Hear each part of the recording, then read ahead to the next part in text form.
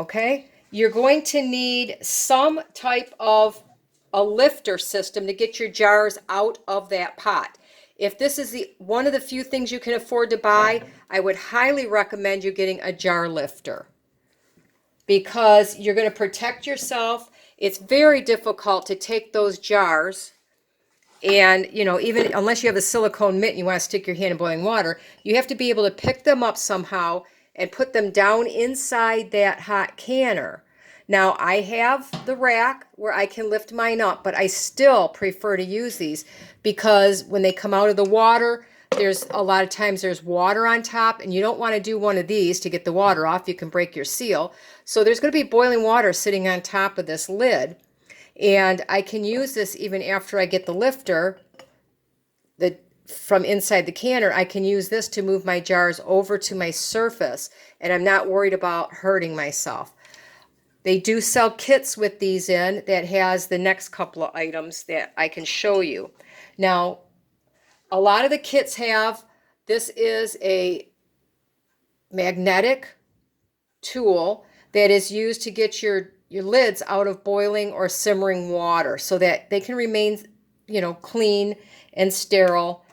And, with the new lids, some of them recommend that you don't have to boil. I'm old-fashioned. I like to have mine in at least simmering water. What you do is you can lift this up and take your lids, set it right down on top of your jar, like so, and then put your ring on. So it's nice to have one. It's not necessary. I've used a magnet on a string before to get them out, and it worked just fine. So if you have a magnet laying around, you don't have one of these, just put it on a string so you can dip it down in the water, pull your lid up, and it works just fine. But those generally, along with this, come in a kit. The other thing that comes in a kit is some type of a canning funnel.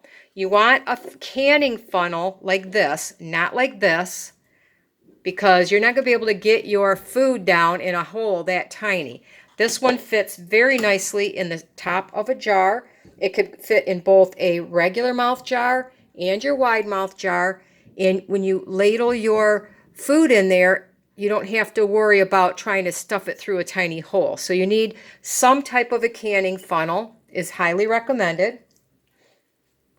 And last but not least, couple things that come in the jar is some type of, I should say in that kit, comes some type of a debubbler. It's usually a thin plastic spatula type thing.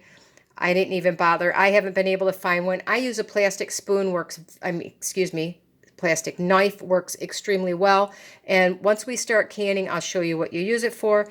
And you need a measuring device. Now this is from quilting. It has a different head spaces that you need to measure. There's a 1/2 inch. I have a 1/4, and I think there's an inch on here somewhere. But anyway, you can use a measuring device. I've taken in the past, before I had something, and I measured very carefully with a ruler. As you could see, let me see, where's my 1/2 inch?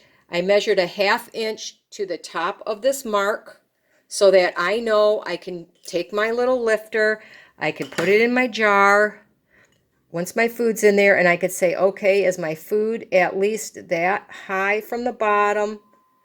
From the top, because that's what's called your headspace, and I could measure it that way. So it's not something that you absolutely have to purchase. I've taken a lid off of a butter container, measured it very carefully, cut little notches on it at a 1/4, and then another, like a stair step, a 1/4 inch, and then a 1/2 inch, and then an inch. And I've used that before, and they work fine too. So generally your kit has these type of items if you can find it. Like I said, it's not necessary. This is 100% necessary. Some type of a wide mouth funnel is 100% necessary. These other things you can make do. Okay, obviously you're going to need something to get the item from the pot or what you're cooking with. I have a ladle. This is an 8-ounce size. It holds 1 cup if it's, full right to the surface. Just helps me measure things a little bit more. This is stainless steel. I love this ladle. I've had it for 35 or more years, and you can see it still looks like brand new, which is a miracle in our extremely high iron water here. So you need something to get it from your pot if you're doing hot pack to your jar. If you don't have that, you can use a measuring cup. Something like this. Let's see, a silicone one. Just some way to move it from your pot, if you're doing hot pack, to your jars. So, there's alternatives to that. You don't have to go out and buy a ladle if you don't have it. So don't worry about that. And I like to have a spider because I like to scoop my food out of the liquid, put it in my jar, and kind of debubble it a little bit, and then add my liquid. You can use a spider, a slotted spoon, or you don't even have to have one at all. You can just ladle it in. Once I show you how to can, I can show you the reasons why I prefer to use a spider or a slotted spoon. The other things that you're going to need, obviously, are your jars. Your jars come in many styles. Now, I don't use a lot of quart jars because there's, not that many of us here. You have various types and styles. You have your pint jar. This is a pint. It holds 2 cups or 16 ounces.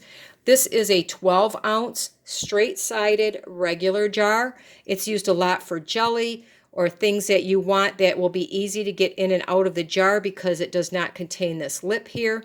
And this is a half size or half pint jar, holds 1 cup. I always like to keep 1 or 2 of these handy when I'm putting my food into jars because sometimes you get those little leftovers that you don't want to waste, and almost always I have a little jar that it'll fit into. So you have your jars. Obviously, you're going to need your lids and your rings of some type to go on your jars. And the type of lids you use is what you prefer. I have a couple of different types here. I'll go over really quickly. I find these at Walmart. I've been using them for years and years and years. I've never had a lost seal with them. Prior to the COVID virus, I was picking them up for about $1.54 to $1.57 a pack. Honestly, I don't know what they're going for right now. I've been unable to find them in the stores. They have this brand called Golden Harvest. As you can see, I paid $1.75 a pack for these. I've never had an issue with these. This is my usual. This is my second because of the cost, basically. And then you have your basic ball lids. Now, they're not my favorite. I'm going to admit it right now. They changed the lids a few years ago. They changed the rubber on it. It says, the ones that say, I don't know if you can read it right there, it says seals up to 18 months. I've had higher failure rate with these than I've ever had with any other type of lid out there. So, that's going to be up to you. What you prefer to use, that's fine.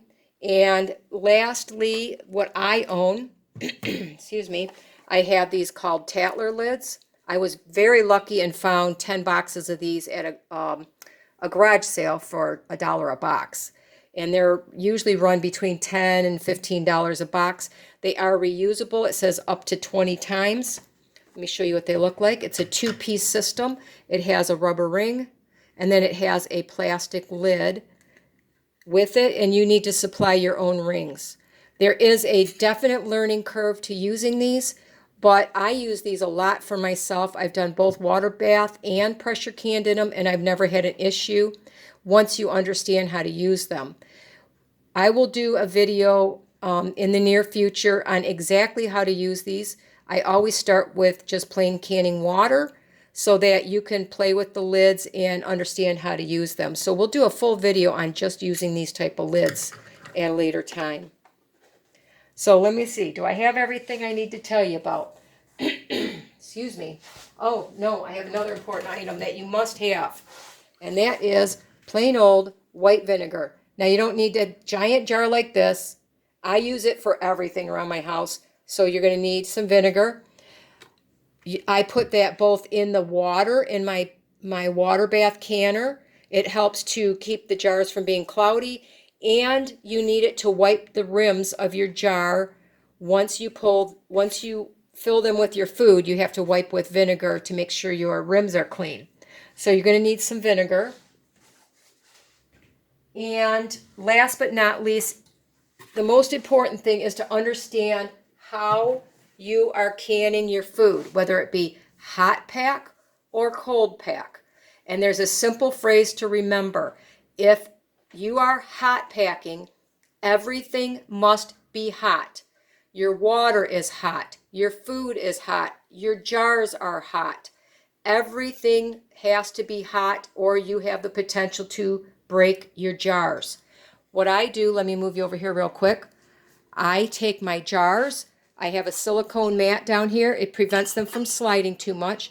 I put them in a rimmed tray, and mine go in the oven at 240-ish degrees, 225 to 250. My warm is between that. And they stay in the oven until I need to put my hot food in the hot jars.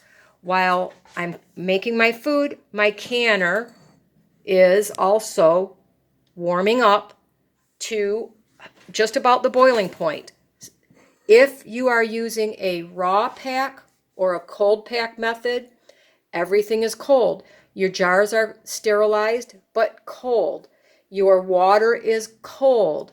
Everything is cold before, if you're doing a raw pack. You do not want to put, I start my water warming, but it's definitely not hot. It's like you could put your hand in it and it feels room temperature to bath water hot, never hotter than that if you're doing raw pack. You can take your jars, if you can sanitize them in your dishwasher. You could sanitize them. I wash with hot soapy water, and I store mine upside down until I'm ready to use them. Whatever method you use, you need to know whether it's hot or cold pack. So that is the basic tools that I use. If I can think of anything more, I'll add them on at the end. Once in a while, you come up with something odd that you find that works very well for you. Otherwise, these are the basic tools that I use for canning and some of the alternatives that you can use. If you have any questions, leave me a comment below. I will be happy to answer them.